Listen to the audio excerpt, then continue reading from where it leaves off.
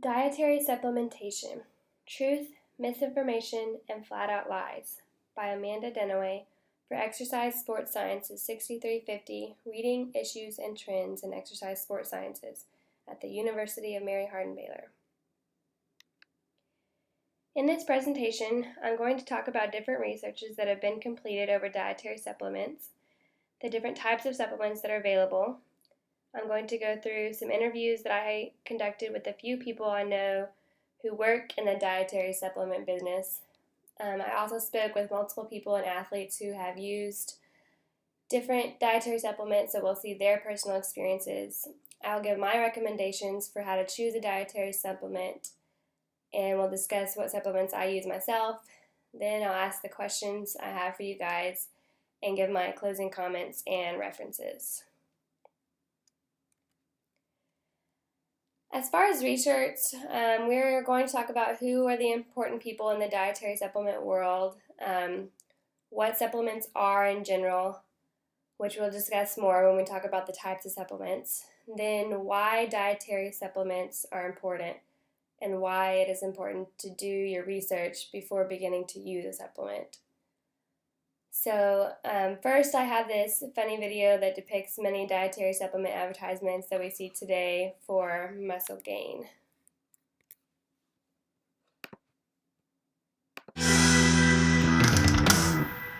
Hey, Brian here again from Placebo! You remember me from the placebo ads that have been pounding in your head like a migraine after using a jackhammer after consensual but unfulfilling sex because they're intense. Good news, new testing has come back and placebo is working. It's actually having results on human beings. It's like blindness and coughing up blood and stool and stuff and occasional night tremors. The Second District Court of Appeals told us we should let you know what that means. It's working. Placebo can actually make you be anything you want. Faster, stronger, bigger, tougher, hairier, for women too. Edgier, emptier, lonelier, scarier, gassier, hairier. Already said that one. You'll be more able to hit the high notes. At karaoke, if that's your thing on the weekend, we wouldn't be telling you to use placebo if we didn't believe in it, or if the FDA regulated us at all. The dietary supplement world is like the Wild West because we can do anything we want, and because people die surprisingly often. Check it out!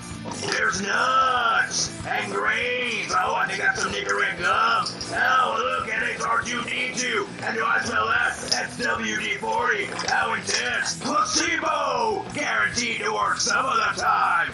All of the time.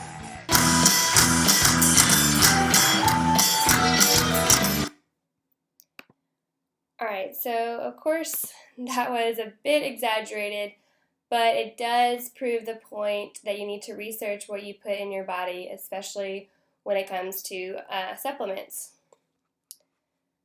Okay, so first we're going to talk about WHO.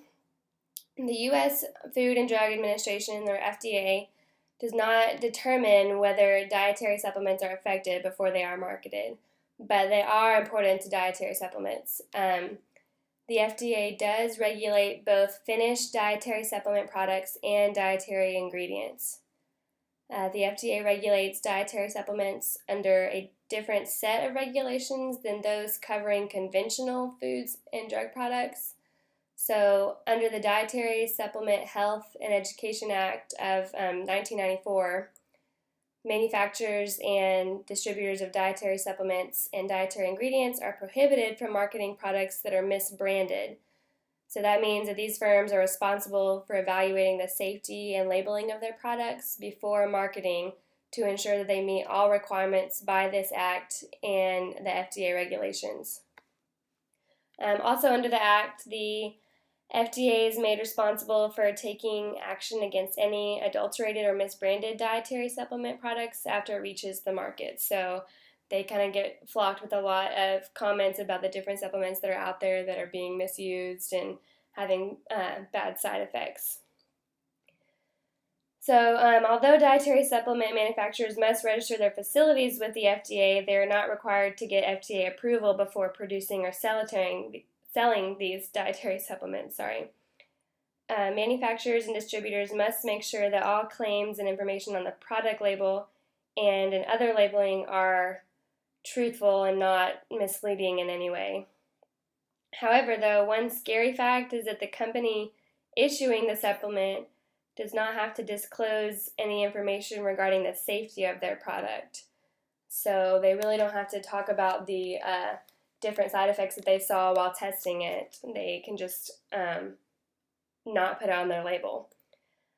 Then the Federal Trade Commission is also important. They play an important role with dietary supplements in regards to advertising.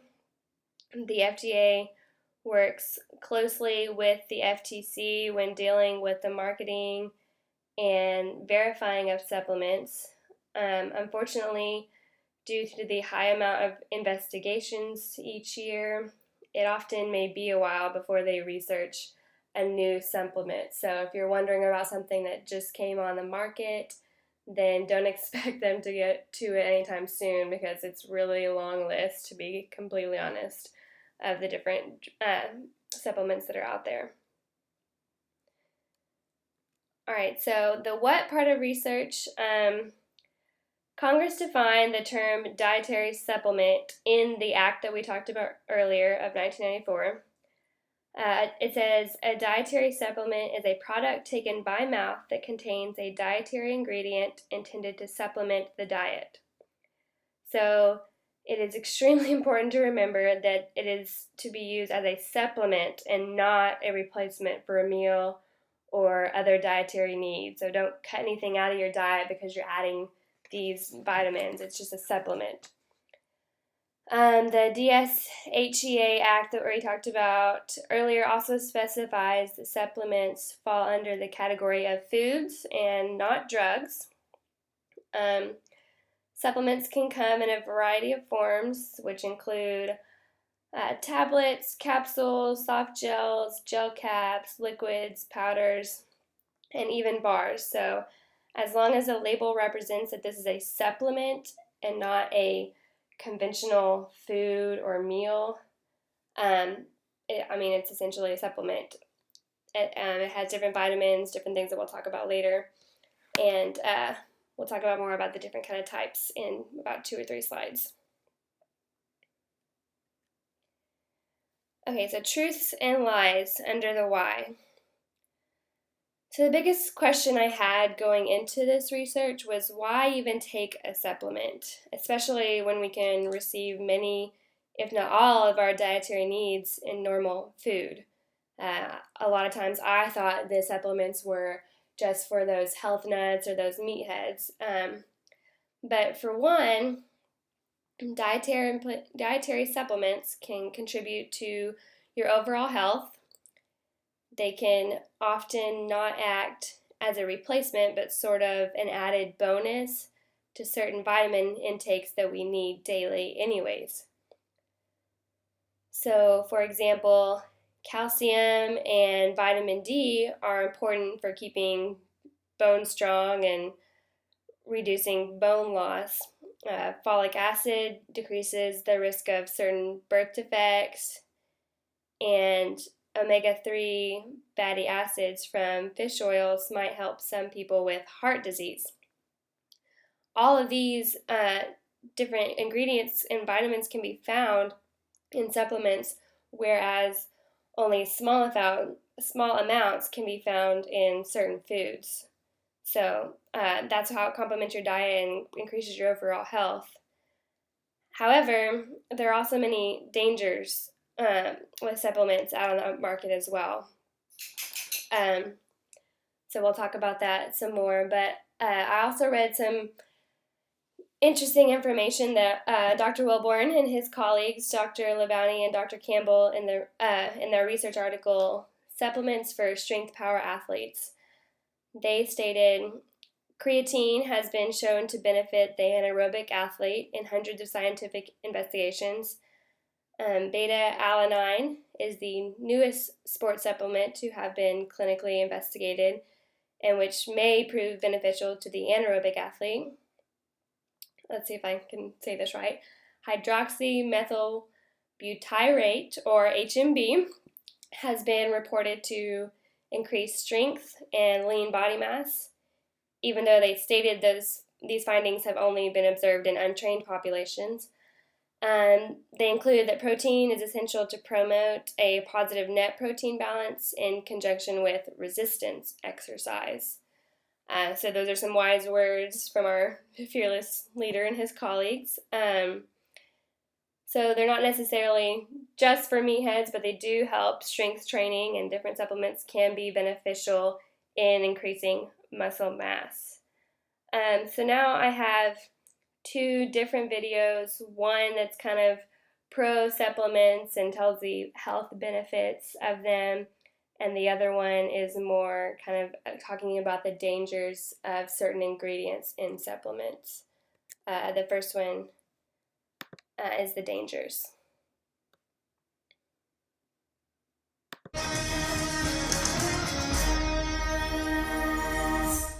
You guys obviously analyze these supplements all the time. Give me a list. What are the things that you found inside supplements? Speed-like stimulants. We find diuretics, laxatives. We find novel drugs, drugs that have never been tested in humans, drugs that have been banned by the FDA, prescription drugs, and drugs that are still undergoing trials at the FDA to decide if the FDA is going to accept them. These are the sort of ingredients that we have found in dietary supplements. Bacteria, fungi, heavy metals, and pesticides in dietary supplements. Is it just a tiny number of supplements that could potentially kill you?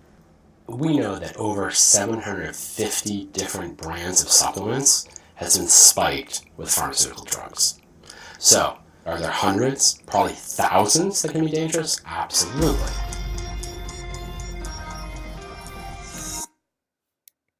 Okay, so I will say that there have been larger production companies that have paid doctors wealthy amounts of money to come on and say the dangers of supplements, but that's beside the point. I'm just giving both sides of the argument here. So here is the other side of the argument for the Council for Responsible Nutrition.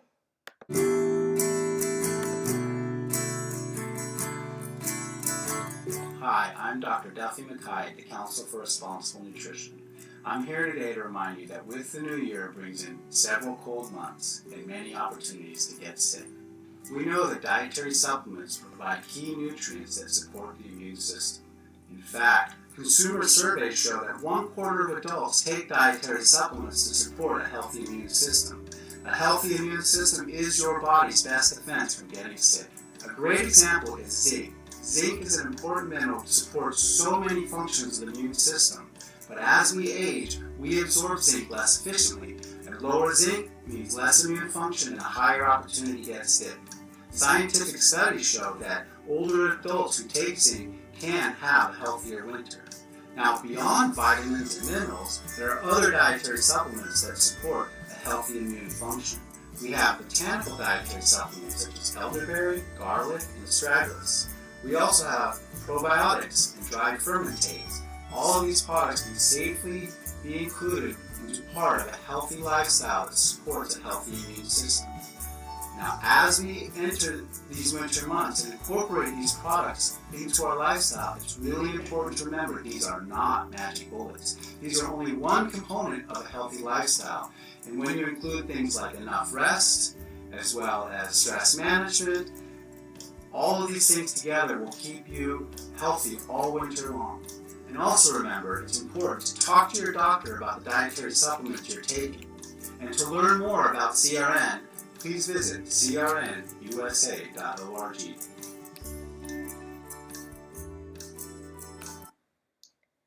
All right, so again, that's just showing the other side of the argument and presenting the benefits of dietary supplements.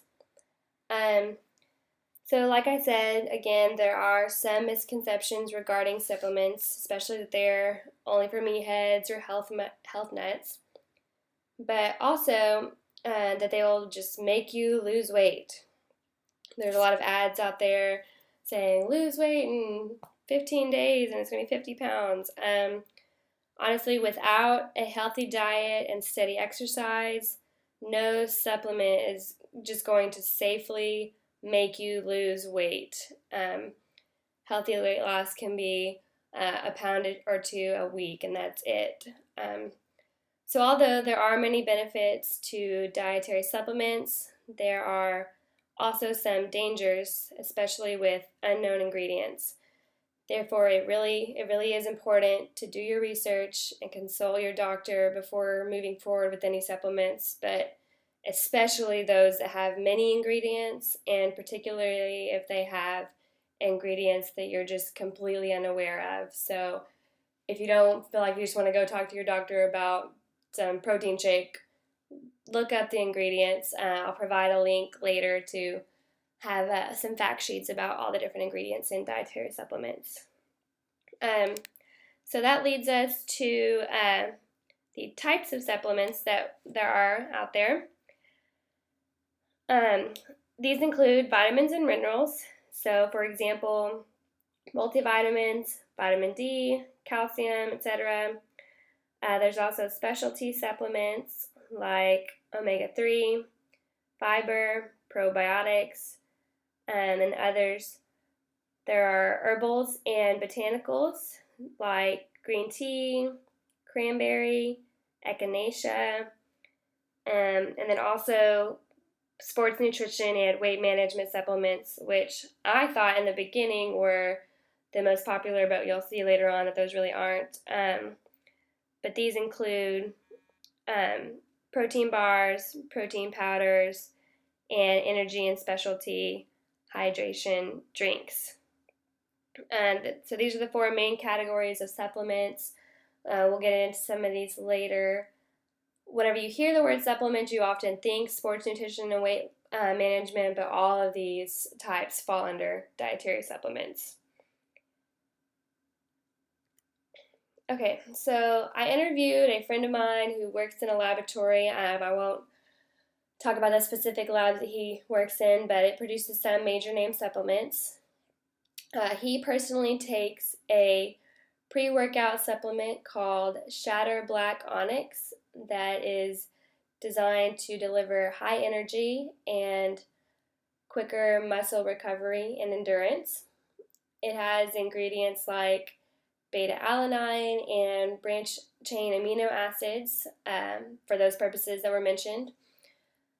However, he has said that if you take more than the recommended amount, it did cause lightheaded feelings and dizziness, and that's from his personal experience. So just another reason to read the label and talk to your doctor before you use anything like that.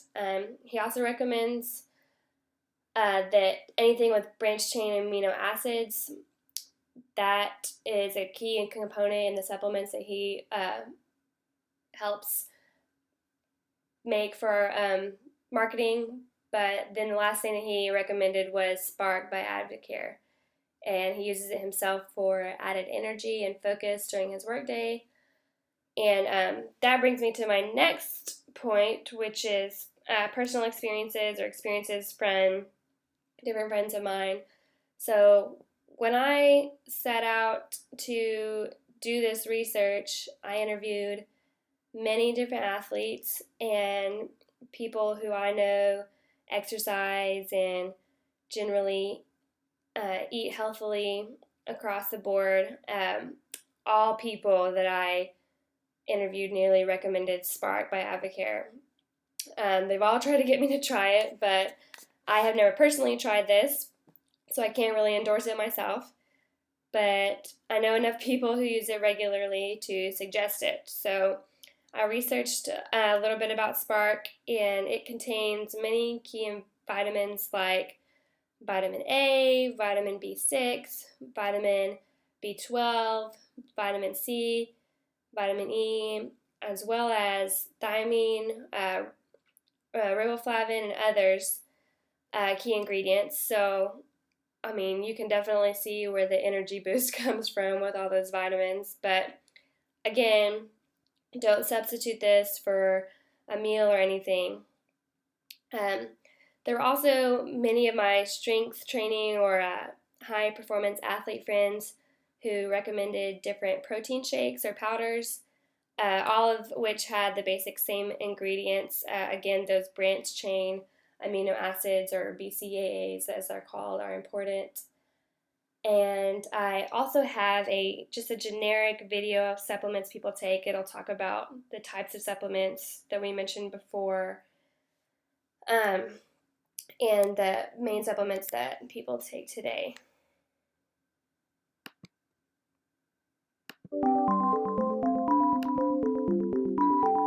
Dietary supplements are divided into 4 different categories: vitamins and minerals, which include the multivitamin, the letter vitamins, calcium, and many others; specialty supplements, which include products like omega-3s, fiber, probiotics, glucosamine and chondroitin, and more; herbals and botanicals, such as green tea, garlic, cranberry, or echinacea; and sports nutrition weight management products, which can include protein bars and powders, and energy and hydration drinks and gels, and more. The most popular category is vitamins and minerals, with 97% of supplement users taking them. Can you guess the most popular dietary supplement? It's the multivitamin, which is a safe, beneficial, and convenient insurance policy to make sure you're getting all the nutrients you need to stay healthy. Make sure you take it as a supplement to other healthy habits, not a substitute. Vitamin D is the second most popular supplement, followed by omega-3s, calcium, vitamin C, and vitamin B complex. Wondering what other types of supplements people take? Learn more about the dietary supplement consumer by visiting us on the web or following us on Twitter. So again, if you want to just start out on a supplement, multivitamin is a good way to go. I remember when I was an undergrad, one of my professors said on the last day, if you don't remember anything I say all year, remember this one thing: take a multivitamin, because kids are gross. And so I really took that to heart, and I do take a multivitamin, so I do definitely think it helps. Vitamin C helps, but multivitamin is important. So that kind of moves into my recommendations, and we'll talk more about different things that I've personally experienced. One personal preference that I have come across recently are essential oils, specifically the ones by Young Living Essentials. Like many of you who have probably heard of these, I rolled my eyes at first when people I knew started on these, because I thought they were ridiculous. Thinking about using oils and all that, I don't know, I thought it was weird. But until I got a sore throat, which normally it will take me about 2 weeks to get rid of a sore throat, and sometimes I lose my voice, which is not great being a teacher. My mom got me on essential oils, and I got rid of it in 2 days, just using those. So then while I was on my mission trip in Ireland this summer, I also tried what's called Ningxia Red, which is similar to a smoothie substance. And as ridiculous as it sounds, the reason I started, my friend who had me try this when I was sick in Ireland told me a story of her cat that had been to the vet, and the vet said that the cat wouldn't last much longer. And so she started putting a few drops of the Ningxia in the cat's water every day, and in about 2 weeks of doing that, the cat was running and playing like it hadn't in nearly 2 years.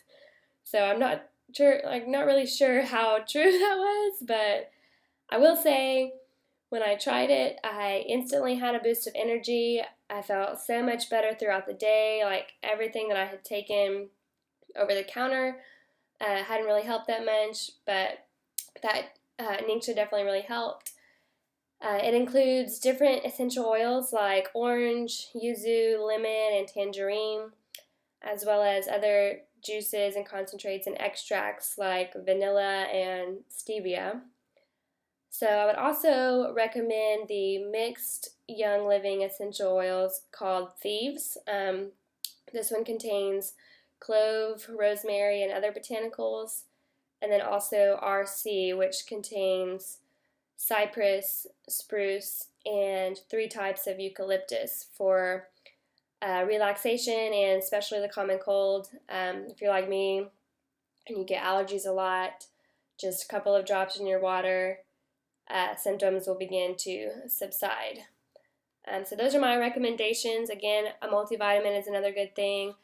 I haven't really tried many protein powders and shakes. I drank Ensure whenever I was in high school because one of my coaches wanted me to bulk up because I was just getting knocked around on the basketball court. So definitely before you recommend it to any of your athletes, do your research, but we'll talk about more of that in our closing comments. So the last is my questions and closing comments. So like I said earlier, I included a link if you want to check out some fact sheets on specific ingredients that are found in supplements. But honestly, there are so many resources out there for dietary supplement information. This is just the one that I found with the most information, and it's a trusted, backed website. My questions for you guys, though, are what kind of supplements do you use or recommend? And then what do you think about dietary supplements being able to be marketed without necessarily or essentially being approved by the FDA? And on that note, I'm going to leave y'all with one last video that kind of encompasses it all, so I don't want y'all to leave on the wrong note. Hopefully it'll load.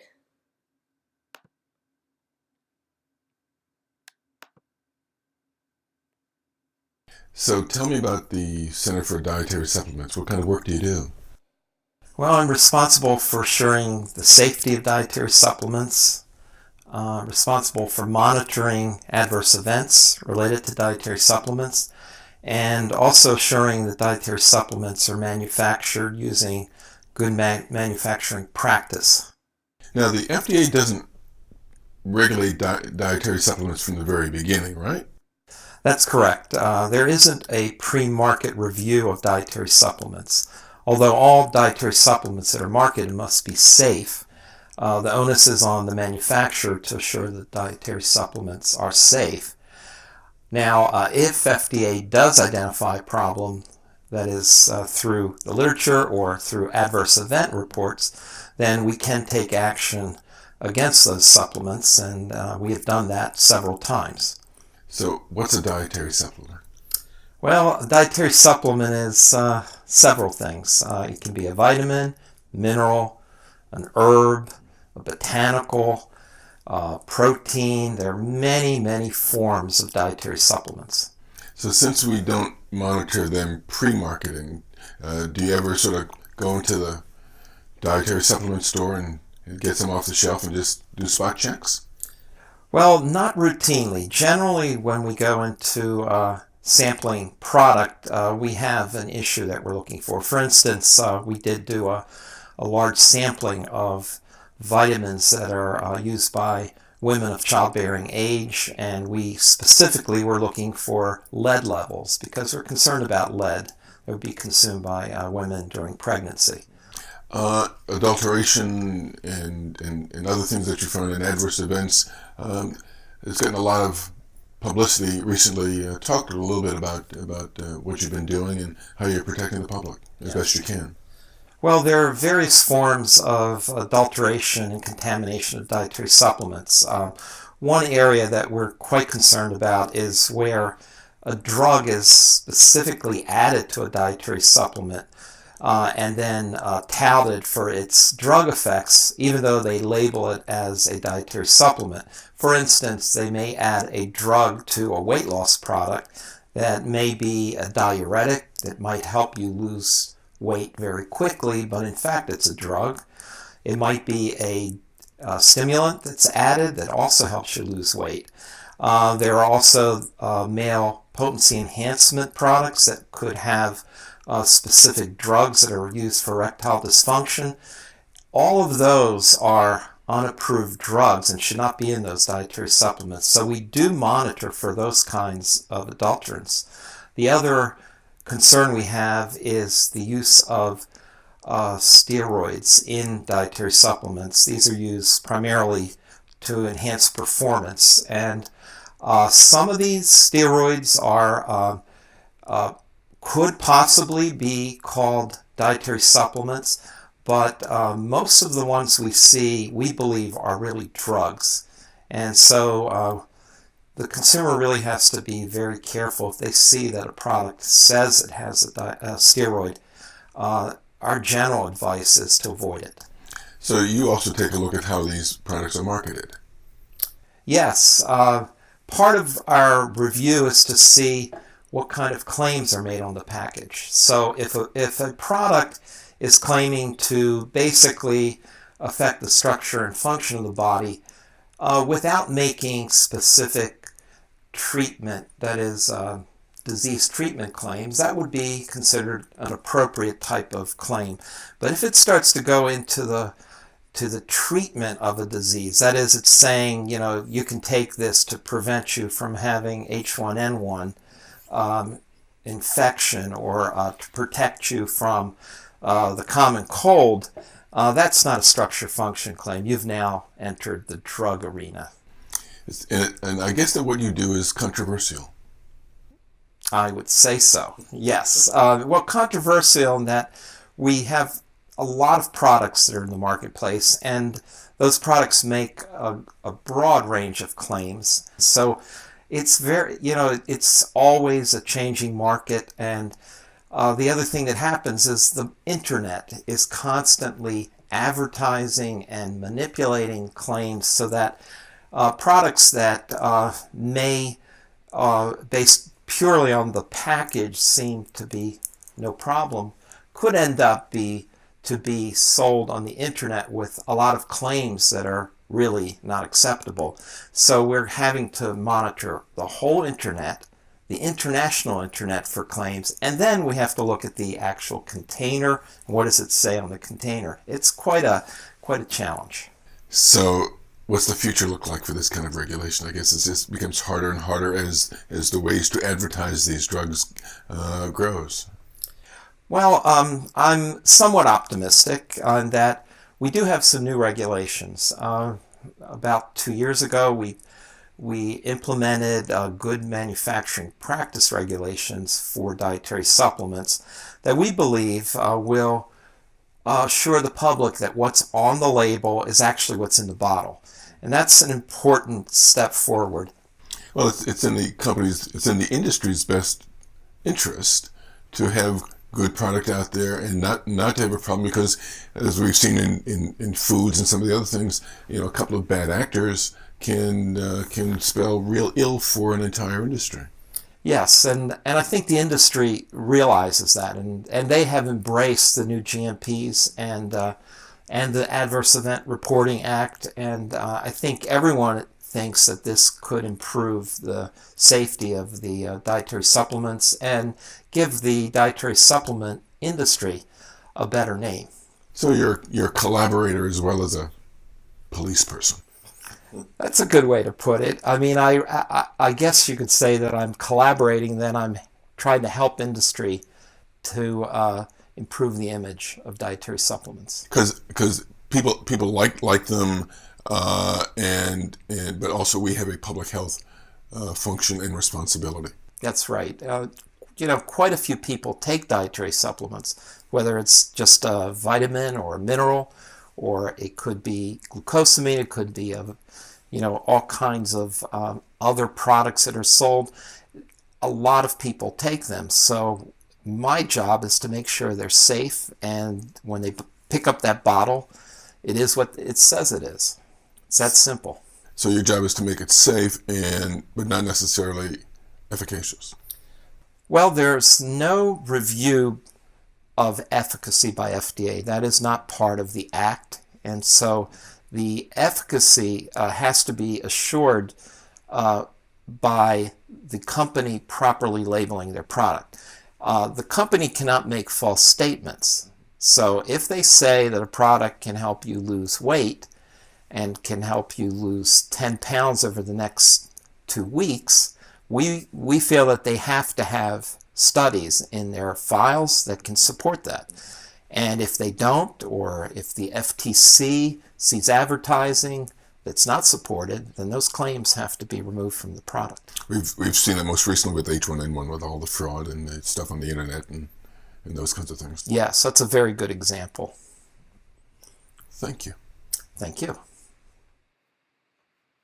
All right, so that sort of encompasses what I researched. One thing I didn't mention that he brought up was about pregnant women. Pregnant women definitely need to be even 10 times more wary of supplements. So many aren't recommended for them, and also if you're taking any drugs or prescriptions, be wary of the supplements as well. But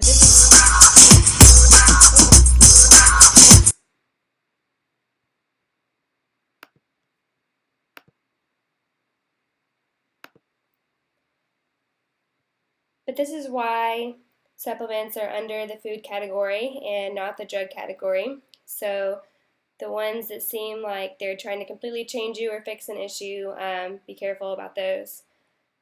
But supplements are definitely controversial, and I think they'll continue to be that way because of the constant contributing new ingredients that have yet to be thoroughly researched.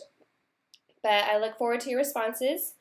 Thanks for listening to my presentation. Hopefully you'll go away with some helpful information that you can use in your own life. And here are all my references.